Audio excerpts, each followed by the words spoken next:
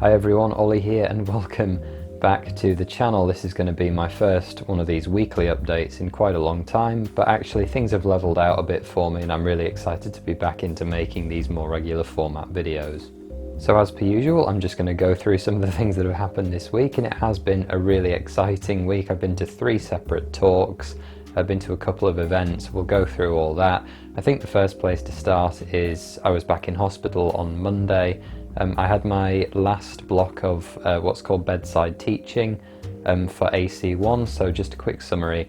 AC1 Advanced Cases 1 is what happens here at Warwick. You finished your first year, then you come back, and then September to the end of November is AC1, which is a kind of preparatory block for the clinical phases. I'm in phase 2 now, so phase 2 is the second year, and as of January I will be clinical full-time, what at most medical schools would be called the clinical phase. And I'm not sure whether or not I've shown this before. We've got to get these cards filled in throughout AC1, so this is my bedside teaching, and on the other side there's a few opportunities we have to get filled in. So we've had things like introduction to outpatient clinics, introduction to operating theatres, and a non-medical support service. So I went and talked to one of the crisis workers in the Blue Sky Centre, a clinical nurse specialist. I was in the tissue viability clinic and really enjoyed that, all about wound management. I still have 2 blanks on here. I have introduction to general practice on Wednesday of this coming week. So last Wednesday, or Wednesday of this week just finished, we had a full day of anatomy teaching in the medical teaching centre just at the medical school. They were able to bring a load of the very cool plastinates and things, and I saw one of the best heart dissections I've ever seen in my entire life.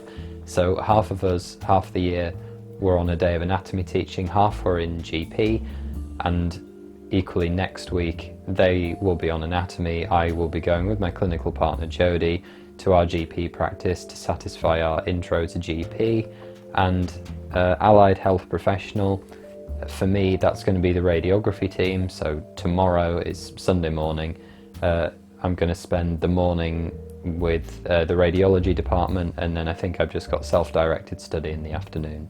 So that's where we're at with the cards. I also saw my first ever Bell's palsy. It was a non-forehead sparing Bell's palsy, which is one of those kind of classic textbook presentations where you get one side of the face completely paralysed. You can have forehead sparing because of the way the nerves work, so the patient might be able to wrinkle their forehead, for example, but the doctors were all saying, you know, you medical students should really be able to just get this. It's a spot diagnosis. You should immediately be able to tell me what's happened without even talking to the patient. And it really was as kind of perfect a textbook case of Bell's palsy as I guess I could have hoped for. The patient was really, really lovely, more than happy to talk to us, and I performed a cranial nerve exam on the patient as well. Then in the evening, the BMA Society at Warwick Medical School had a very special guest to come in and talk to us, Dr. Kevin Fong, who wrote this book. Well, he's written a few books, but this is Extremes, Life, Death, and the Limits of the Human Body, and I was very lucky, managed to get it signed, and I got a picture with Kevin as well. Really lovely guy. And so Kevin is an anaesthetist, but kind of most well known for his work in space medicine and aeronautic medicine, and the talk actually wasn't really anything to do with that. It was more how to have a portfolio career, how to make the choices that will allow you to do what you want within your medical career, and maybe some of the specialties that you could choose if you want to be doing all these weird and wonderful things and going on treks and being on the TV and things like that. I spoke to him a tiny bit afterwards, really nice guy. Tuesday evening I went to a talk by Dr. Joyce Young, I think Young or Young. I'm attending a course put on by the Academic Medicine Society at the medical school. They've been doing it, they started last Tuesday, or the Tuesday before last, this Tuesday, then we've got 2 more sessions.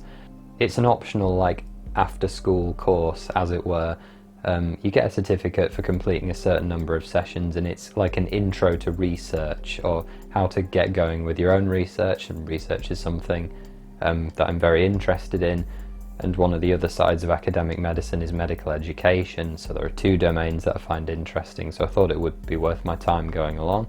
I've really enjoyed it so far, and hers was really valuable actually. It was all about work-life balance and how to put systems in place such that you don't burn yourself out. Obviously I did a video recently talking about my own experiences with burnout. And it was even just very practical things like turning WhatsApp off, you know, after 6 p.m. or something, or saying to people you work with, look, during this time please don't contact me, or at least don't expect a reply instantly during this time in which I'm doing something else. It was just about setting clear boundaries and having a structure within your own head of when you're going to do certain things and not letting yourself be distracted.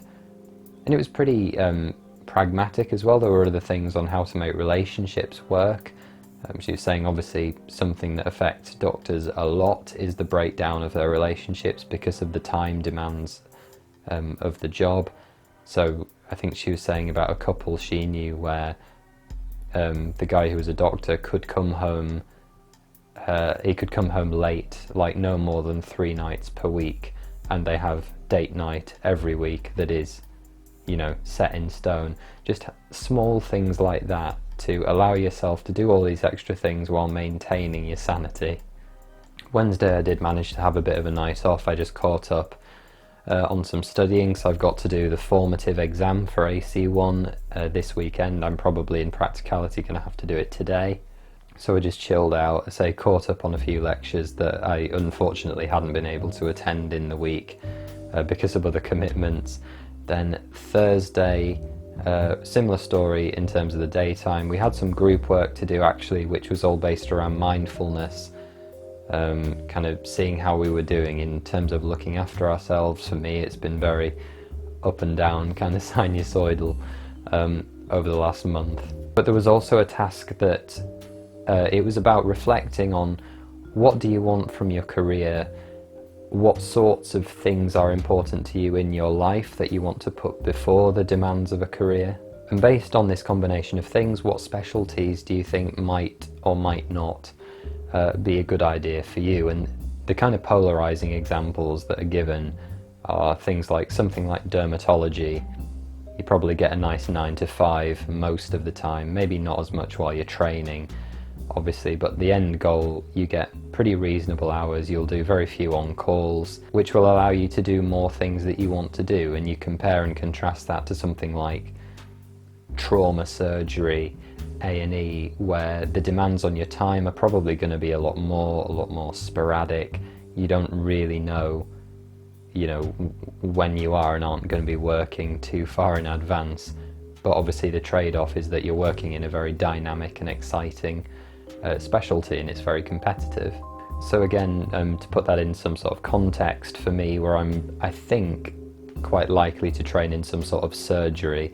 I don't know what type yet. I have inklings, as you all know, but I think I'm going to be weighted towards the heavier time demands in terms of training, longevity and personal development. But to be honest, that's fine with me, because the other thing we had to reflect on was what do you want out of the job, as I said. And something that would be very important to me is it's more about technical skill. I would rather do a smaller number of things but learn them in lots and lots of detail and lots of depth, and become very good at performing a certain number of skills, as opposed to being able to do everything but do them in more breadth and less depth. But that's just my personal preference. Obviously, if you want to work in A&E or GP, obviously you need to know about a much wider breadth of things, but in less depth potentially.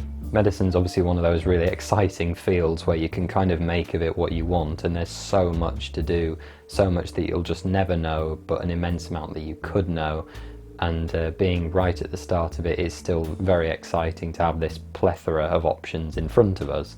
I should say actually that the reason we were doing that was we had a load of talks in the afternoon. It was career planning talks on how foundation and academic foundation applications work. We heard from ex-Warwick students who are now doctors. There was an AF1 and an F2 doctor who came back to speak to us, and there were 2 final year students who spoke to us about the things they've done while in medical school, the types of careers they want. Admittedly, they did pick what I would call sort of, not high flyers, but people who did do a lot. And I'm not sure how I feel about all of the speakers being that way, but I think the thing they were trying to stress was that Warwick students, probably because they're older and from a wider range of backgrounds, tend to do a lot of kind of weird and wonderful things.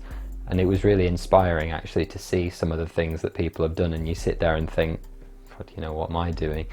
I need to get off my arse and do things, and it is really inspiring, and that's why I think it's important that we attend these kinds of things.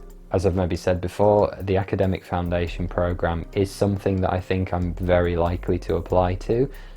It gives you some protected time to work on a project during your foundation years, and just the ability to be able to do something else really appeals to me, not to mention the fact that you find out whether or not you're on the programme earlier than foundation. It just lets you potentially, I think, plan your life a little bit better. So that was that. Then Thursday evening we were running another clinical skills teaching session, so again myself and a few colleagues have set up this clinical teaching programme that's running every week to help the first years, because the new first year is massive. It's about 200 students, and you know, the medical school is limited in terms of time and money, in terms of what they can do with the staff to student ratio in clinical skills teaching, and we're able to consistently provide 1 student assessor demonstrator per pair of first years, which I think personally is really good going.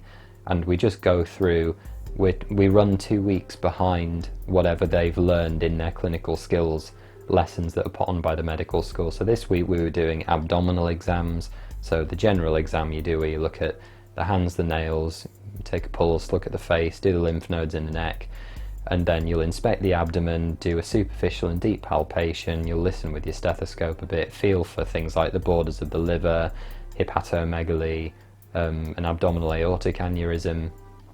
It's very textbook, but it's the sort of thing that is really good OSCE fodder, and as teachers it's really good revision for us, and we have to do them on the wards, and we're learning all these tips and tricks from our consultants so we can pass those on. It's been really enjoyable. Then Friday, myself and Ollie, my housemate, went to London. We had a really nice day out. Unfortunately, we did miss our train to get us from Coventry to London, partially because in my panicked state, I had put my debit card unwittingly in a parking ticket machine for the car park outside rather than the railway tickets. I was like, why is it not working? Why is it like not giving me my card back? And someone tapped me on the shoulder and like, I think you need to be in that room, mate. You don't want a car parking ticket. So unfortunately we missed our first train, but there was another train doing the exact same route about half an hour later, and it really wasn't that much money. I think it cost us maybe another like £10 each or something. And given that my ticket was only £4 to begin with, it really wasn't a big deal. So we had a really nice wander around London. I think we must have walked 4 or 5 miles, probably just, we got into Euston and then we ended up walking sort of a roundabout way to Covent Garden to get some lunch, and just kind of, Denmark Street. I am a really big fan of playing the guitar and guitar music. I recently went to see Joe Bonamassa in Nottingham, a really good blues rock guitar player. But Denmark Street, my dad has told me stories about, and other people have told me stories about. It's basically one street in London full of a load of vintage and rare guitar shops. And there was one apparently that had a broken Gibson Les Paul guitar. I have one of the modern variants of that guitar, but owned by Paul Kossoff, who was the guitarist in a band called Free, who probably all right now. Played on the radio, I'm sure, many hundreds of times every day. They had one of his guitars, apparently. I knew it was there, so I went around all these shops trying to find it. Unfortunately, it's just been moved on about a month ago. But we got to play a couple of really nice, very expensive guitars. I mean, I think the one I played was $4 and a bit grand.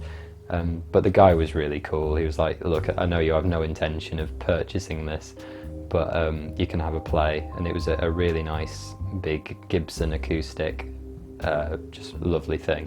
But obviously, as I'm sure you're probably aware from my social media, the big reason that me and Ollie were there was to see Mr. Henry Marsh give a talk at Bart's. So the Bart's Surgical Society had got him in. Amazing, amazing job for them to do that. I got my book signed. So I don't know whether I've said this before on the channel, but do no harm. This is the first kind of popular medicine book I ever read. It came out in my first year of university at Newcastle when I was studying molecular biology. I think I read it all in like 2 sittings. I was just enraptured by it. And this is the book that convinced me, right, you are going to medical school and you are becoming a doctor.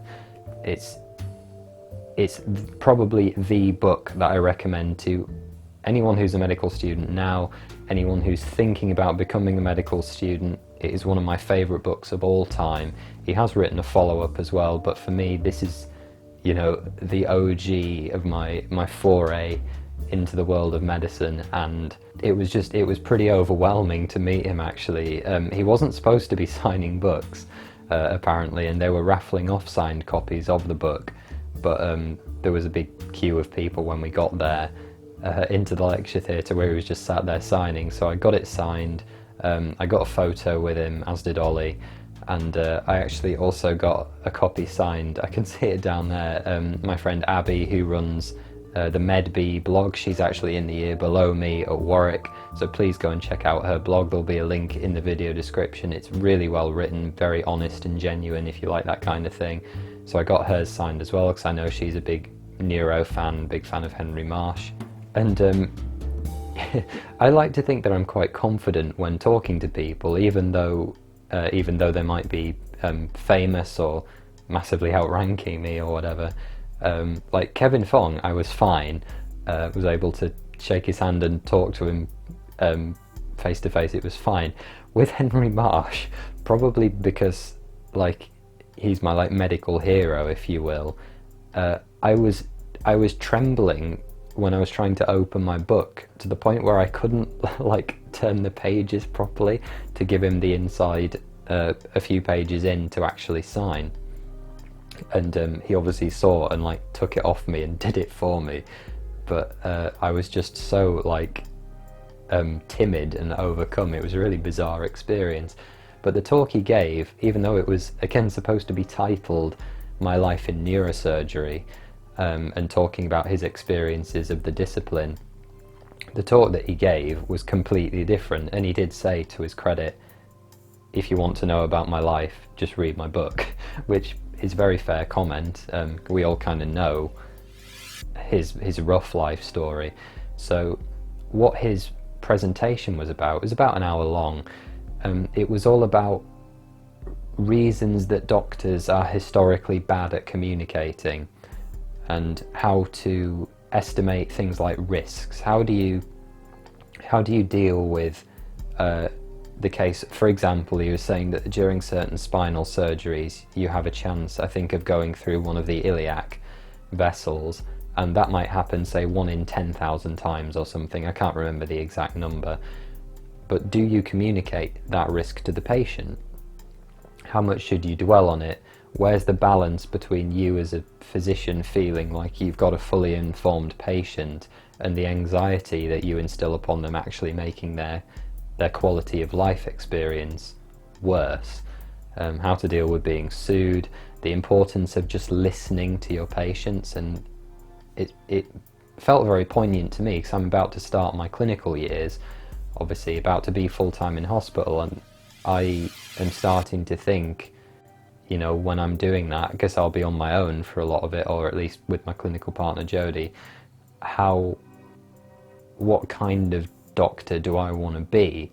How do I want to be with my patients? And it's a really good drive, I think, to be as empathetic and kind and compassionate, but as forthright with your patients as well, as they need you to be, because you're in the position where you are, for better or worse, informing them. I've got to wrap up quickly because my camera battery is running out, it's blinking at me. Yesterday I just spent kind of going over, preparing stuff for this MMI day. That's now 2 weeks away, this free event. Thank you. I've had loads of you reach out and offer to help me. I have emailed you as of publishing this video about specifically what's going on with that, what we can do with external help. Unfortunately, the sponsorship situation is not as good as I was hoping it would be. There's the potential that we may actually run the event at a financial deficit, which is kind of concerning. It means we've had to draw back costs a little bit, but you know, I am going to hold my hands up and say this is a learning experience. I do know now who the right people are to talk to and who the right people aren't. We've put this entire thing together in like 6 or 7 weeks, got it all organised. We've got the day roles are now allocated. We know who's going to be doing what, exactly what the stations are on our mock MMI circuit. We've got the speakers lined up.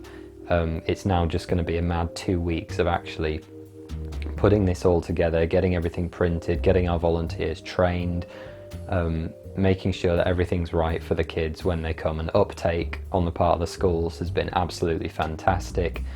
And I'm going to spin this out obviously under the Med School for All platform. I've talked about that before, and I will be making another video talking about how I'd like you guys, if you're interested, to get involved with that. So guys, that's where I'm going to wrap. Thank you very much for watching. Please be sure to hit that like button for me, leave a comment, subscribe to the channel, and don't forget to go and check out PostGradMedic.com, my blog covering my life here at Warwick Med School on the Graduate Entry Medicine programme, as well as all the weird and wonderful other things that I've been up to. Take care, and I'll see you next time.